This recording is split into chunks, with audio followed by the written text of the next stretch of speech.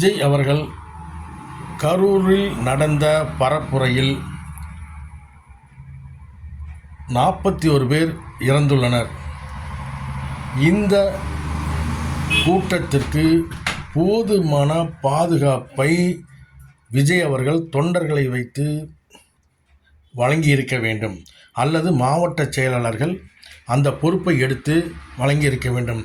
சுமார் 1000 பேர் அல்லது 2000 பேர் தொண்டர்கள் பணியில் ஈடுபட்டிருக்க வேண்டும்.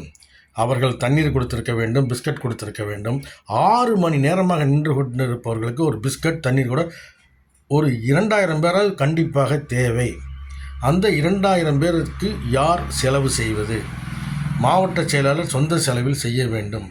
அவருக்கு அந்த அளவுக்கு பண வசதி இருக்கிறதா, அல்லது விஜய் பணத்தை வாரி இறைக்க வேண்டும்? அந்த 2000 பேரும் ஒரு நாளைக்கு எவ்வளவு பணம் தர வேண்டும்? அது பிஸ்கட் தண்ணீருக்கு எவ்வளவு செலவாகும்? இதற்கெல்லாம் மாவட்ட செயலாளர் பணத்துக்கு எங்கே செல்வார்? இதையெல்லாம் யோசிக்காமல் விஜய் அவர்கள் அந்த ஆனந்தை நம்பி எப்படி கூட்டத்தை நடத்துகிறார் என்று தெரியவில்லை. ஆனந்துக்கு ஒன்றுமே தெரியாது. அரசியல் என்றாலே என்ன என்று சும்மா சினிமா டயலாக்கு, சினிமா என்பதெல்லாம் வேறு, நிஜ அரசியல் வேறு.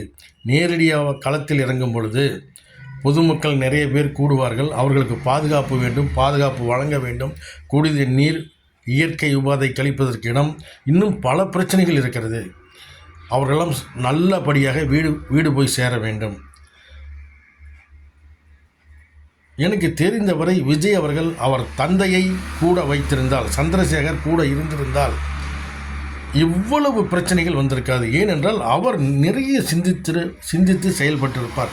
எப்படி இயங்க வேண்டும் என்று சந்திரசேகருக்கு தெரியும். சரியாக அருமையாக இந்த கூட்டத்தை நடத்தி முடித்திருப்பார். எந்த பிரச்சனையும் வந்திருக்காது. ஆனால் ஆனந்தை நம்பி மாவட்ட செயலாளர்களை நம்பி, மாவட்ட செயலாளர் என்னங்க செய்வார்? அவர் அரசியல் எப்படி தெரியும்? அவருக்கு என்ன தெரியும்?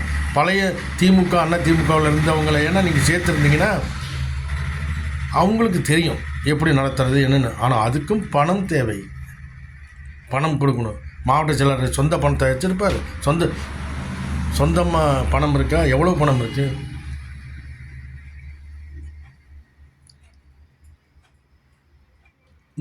முழுக்க எனக்கு தெரிந்தவரை விஜயின் தவறு தான். தாமதமாக வந்தது, அந்த கூட்டத்துக்குள் குறுகிய ரோடு, அந்த கூட்டத்தில் 10 அடி அகல பஸ்ஸை உள்ளே நுழைத்தது. பின்னால் ஆம்புலன்ஸ் வந்தது, பின்னால் கார் வந்தது, ரசிகர்கள் ஓடி வந்தது. பஸ் வந்ததனால் இருபுறமும் மக்கள் தள்ளுமுள்ளு ஏற்பட்டது. ஏற்கனவே மரத்திலும் வீடுகளிலும் ஏறிய தொண்டர்கள். நினைத்து பாருங்கள், இதெல்லாம் யார் காரணம்? சிந்திக்காமல் செயல்பட்டதின் விளைவு இன்று 41 பேர் இறந்திருக்கிறார். நிறைய பேர் காயம்பட்டு ஆஸ்பத்திரியில் அனுமதிக்கப்பட்டிருக்கிறார்கள். திட்டமிடல் இல்லை, சரியான திட்டமிடல் இல்லை. கூட்டத்தை எப்படி வழிநடத்த வேண்டும் என்ற திட்டமிடல் இல்லை. தொண்டர்களை வழிநடத்த வேண்டும். அது ஒவ்வொரு கூட்டத்திலும் 1000 பேர் அல்லது 2000 தொண்டர்கள் பாதுகாப்பு பணியில் ஈடுபட வேண்டும். அவர்கள் சொல்வதை தொண்டர்கள் கேட்க வேண்டும். காவல்துறை சொல்வதை தொண்டர்கள் கேட்க வேண்டும்.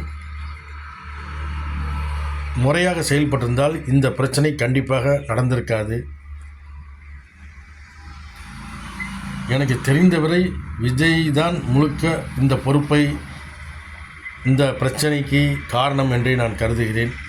எனக்கு இன்னொரு சந்தேகம் இருக்கிறது. அந்த பஸ்ஸுக்குள் இருந்த பொழுது அவர் லைட்டை போட்டு ஆஃப் பண்ணி காட்டும் பொழுது ஜனங்கள் கத்துகிறார்கள், ஆர்ப்பரிக்கிறார்கள். அப்பொழுது அவர் அப்படி ஒரு ஸ்டைலாக என்ன சொல்வது, தாவங்கொட்டையில் கையை வைத்து அவர் ஒரு மாதிரியாக சிரிக்கிறார். நீங்கள் நல்ல அந்த காட்சியை பாருங்கள், அவர் சிரிப்பதை பாருங்கள். எனக்கு தெரிந்தவரை சைக்கோ மாதிரியும் தெரிகிறது. அவர் அப்படி சிரிக்க முடியுமா? அவர் கத்துகிறார்கள், கூட்டம் அதிகமாக இருக்கிறது, நேரமாக வேறு தாமதமாக வந்துவிட்டு அந்த மாதிரி உட்கார்ந்து கொண்டு சிரிக்க முடியுமா? நீங்கள் உங்கள் பஸ்ஸில் அனைத்தும் இருக்கிறது, ஏசி இருக்கிறது, உணவு இருக்கிறது, தண்ணீர் இருக்கிறது, டாய்லெட் வசதி இருக்கிறது, ஜாலியாக வந்து கொண்டிருக்கிறீர்கள். ஆனால் இங்கே 6-7 மணி நேரம் நின்று கொண்டிருக்க பொதுமக்களின் நிலைமையை நீங்கள் கொஞ்சம் கூட சிந்திக்காமல் உள்ளே நுழைந்து இத்தனை பேரையும் கொன்றுவிட்டு நீங்கள் பஸ்ஸுக்குள் உட்கார்ந்து சிரிக்கிறீர்கள் என்றால் புரியவில்லை. இந்த தமிழக மக்கள் தான் புரிந்து கொள்ள வேண்டும், யார் நல்லவர்கள் யார் கெட்டவர்கள் என்று. நீங்கள் முதலமைச்சராக வேண்டும் என்ற ஒரு மமதையில் துடிக்கிறீர்கள். இந்த இளைஞர்களை தவறாக வழி நடத்துகிறீர்கள் என்று நான் நினைக்கிறேன். நீங்கள் பஸ்ஸில் உட்கார்ந்து சிரிக்கும் பொழுது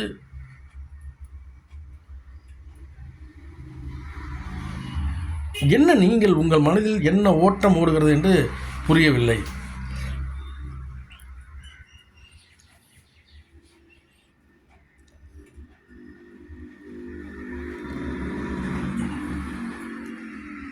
மொத்தத்தில் 41 உயிர் போய்விட்டது. நீங்கள் முதலமைச்சர் கனவில் இருக்கிறீர்கள். இந்த தமிழக மக்கள் புரிந்து கொள்ள வேண்டும். ஆனால் நீங்கள் இந்த மாதிரியெல்லாம் கூட்டத்தை நடத்தினால் என்ன சொல்வதென்று சொல்லி எதிர்காலம் கேள்விக்குறிதான்.